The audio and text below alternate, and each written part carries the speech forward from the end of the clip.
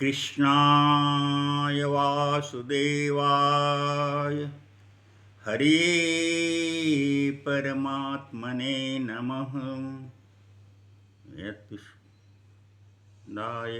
गोविंदाय नमो नमः। बोलिए श्री कृष्णचंद्र भगवान की जय। मेरे सनातनी बंधुओं, आज मैं हमारे धर्म ग्रंथों पे वर्णित कुछ अनोखे रिश्तों के बारे में आप लोगों की जानकारी में देना चाहता हूँ। मेरे मित्रों, आपने अर्जुन का नाम तो सुना ही होगा। अर्जुन और श्री कृष्ण के बीच में क्या रिश्ता था? कोई बोलते थे कि अर्जुन और कृष्ण सखा थे। हाँ, अवश्य सखा थे, किंतु अर्जुन और कृष्ण के बीच में एक अनोखा रिश्ता था। अर्जुन कृष्ण की सगी बहन सुभद्रा से विवाह किए थे, इसलिए अर्जुन भगवान कृष्ण के जीजा हुए।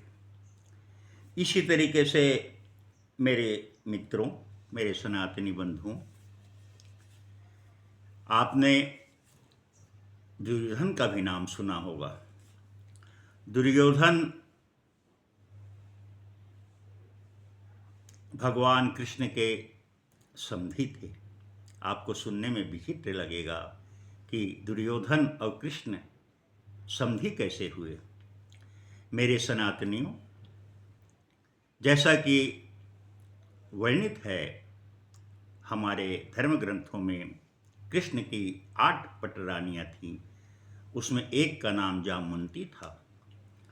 आप जानते ही होंगे कि जामवंती जामवंत की पुत्री थी, जिसे भगवान कृष्ण ने विवाह किया था।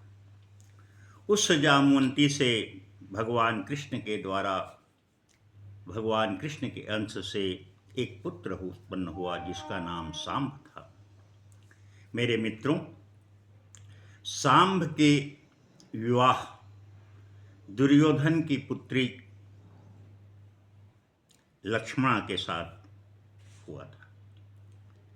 दुर्योधन की पुत्री लक्ष्मणा और भगवान कृष्ण के पुत्र सांब, दोनों के विवाह हुआ था। इसलिए भगवान श्री कृष्ण और दुर्योधन एक दूसरे के समधी हुए।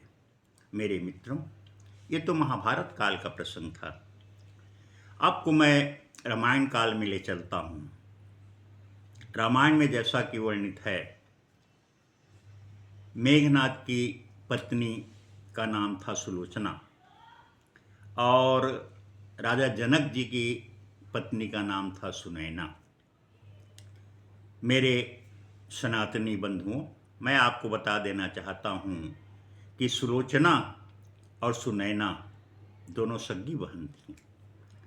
अब आपको सुनने में बड़ा अटपटा लगेगा, विचित्र लगेगा, कहाँ मेघनाद की पत्नी और कहाँ इधर राजा जनक जो विरागी राजा थे, इनकी पत्नी, ये दोनों सगी बहन कैसे हो सकती हैं? मेरे सनातनियों, जैसा कि हमारे ग्रंथों में वर्णित है, एक बार की बात है, भगवान भोलेनाथ शिव को माता पार्वती सजाने में लगी थी। इसी बीच उन्होंने भगवान के बाजू में शेषनाग जी को बांधने लगे। शेषनाग जी का कलाई पे उनको बाजूबंद के रूप में बांधने लगे। इतने टाइट, इतने कस के बांध दिए कि वो जो शेषनाग थे, उनके आँखों से 2 बूंद आंसू टिपके। दोनों बूंद आँखों से बूंद जो धरती पर टपके, उसमें से एक सुलोचना पैदा हुई और एक सुनैना पैदा हुई। दाहिने आँख से जो बुन गिरा उससे सुलोचना, और बाएं आँख के अश्रुबुन जो गिरा उससे सुनैना। अब देखिए, जो शेषनाग, जो नाग देवता जिसको बाजूबंद के रूप में माता पार्वती भगवान भोलेनाथ के हाथ में बांधी, वे शेषनाग कौन थे? लक्ष्मण जी ही शेषावतार थे। तो इस तरीके से सुनैना और सुलोचना किसकी पुत्री हुई?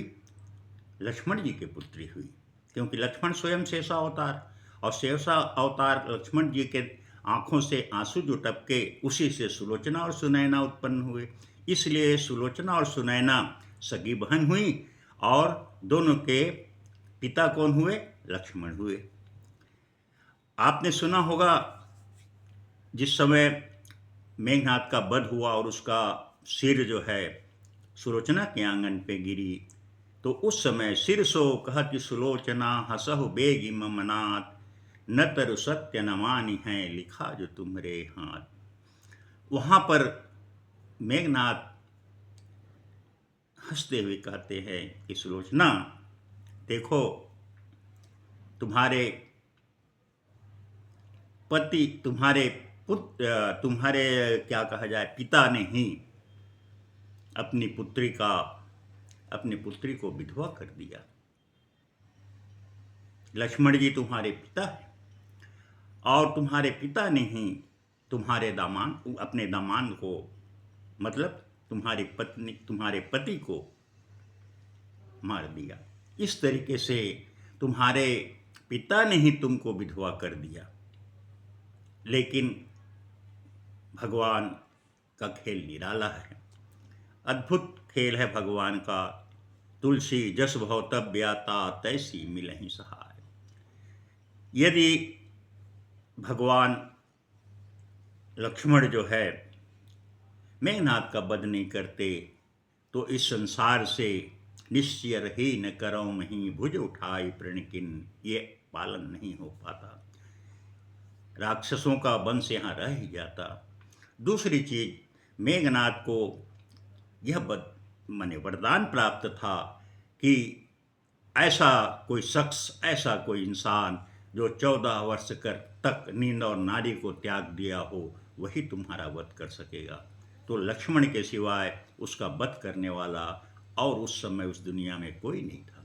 इसलिए लक्ष्मण को जानते हुए भी अपने दामाद का वध करना पड़ा, और अपनी पुत्री को विधवा होते उन्होंने देखा। मित्रों, यह भगवान का अद्भुत लीला है, जिसे गहराई से समझने पे, गहराई से देखने पे पूरी बात स्पष्ट होती है। इस तरीके से सुनैना और सुलोचना दो सगी बहन थीं, दोनों का पिता लक्ष्मण थे, और सुलोचना का वध उसके पिता ने ही किया था। इस तरीके से आप रामायण और महाभारत काल में जो घटना घटित हुई, जो एक दूसरे के रिश्ते नाते बने, उसको आप गूढ़ रहस्य के साथ अगर पढ़ेंगे तो यह बात मित्रों आपको समझ में आ जाएगी। बोलिए राजा रामचंद्र भगवान की जय।